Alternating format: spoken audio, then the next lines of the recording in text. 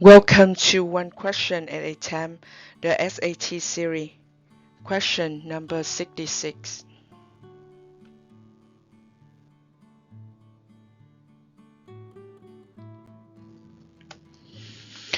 For the functions f of x equal ax squared plus bx plus c, a different from 0, the sum of the root is equal to the product of the roots, which could be f of x.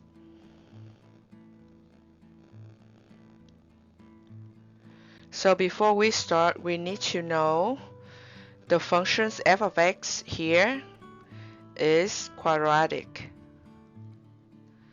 And a different from 0 is the condition to be making sure that f of x is quadratic. Since if a equals 0, then we have bx plus c, that is like the form of linear equations. So a have to be different from 0. Then we have to know how to find the sum of the roots from the quadratic equations. How to find the product of the roots as well, right? So here is the note we should know.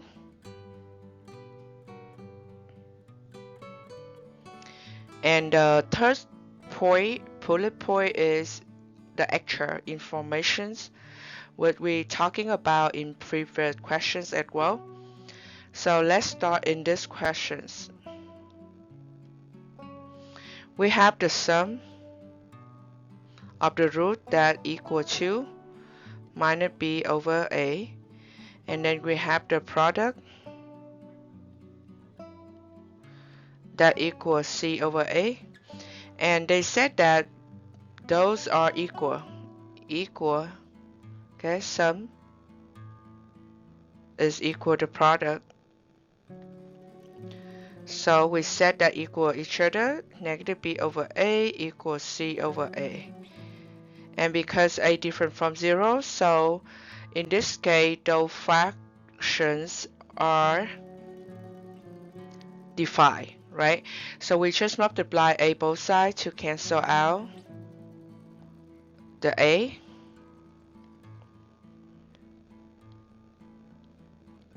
Okay, both sides. Now we end up with negative b equals c. So we will let out of the choices, coefficients a, b, c. So for choice A, we have coefficient is 1, b is 1, and then c is 2.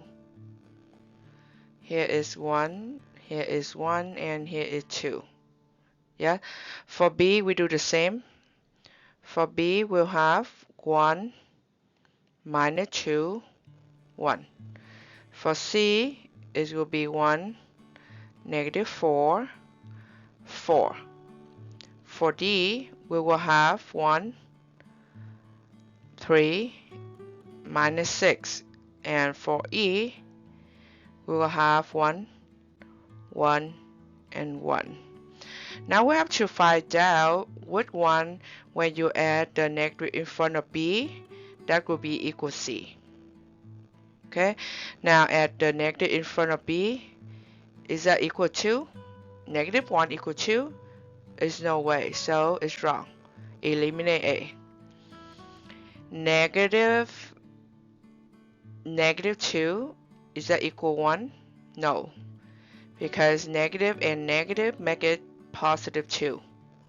Positive 2 equal 1 is no.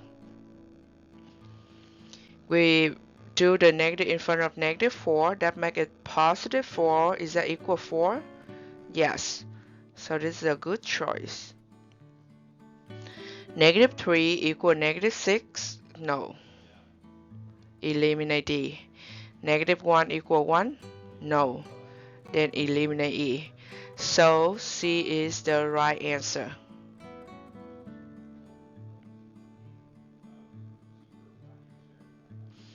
When you see a negative numbers, a negative unknown B that equal a C, see that it's two different.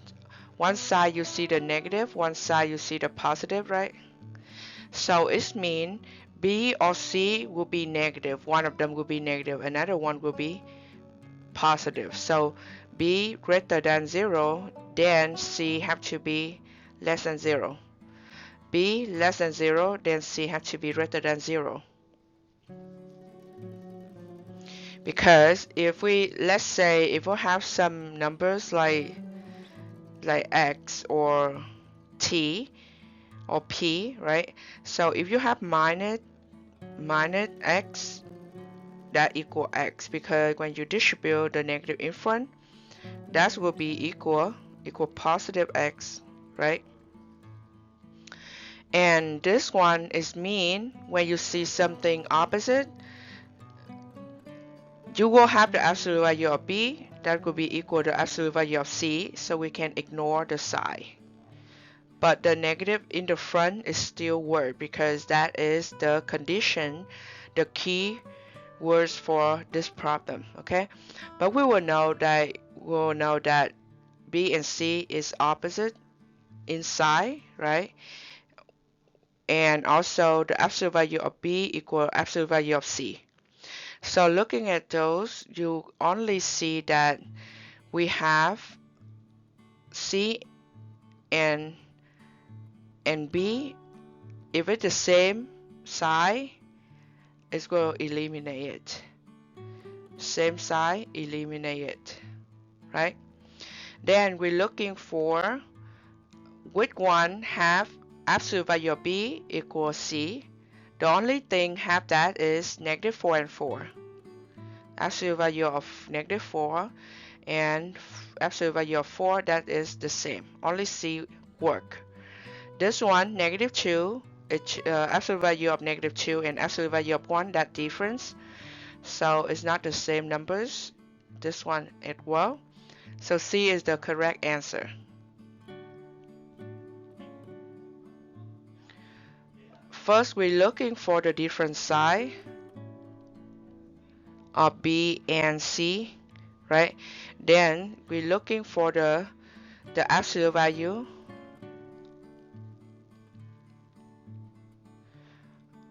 of B and C, so we can eliminate all of that without listing of the coefficients of all answer choices.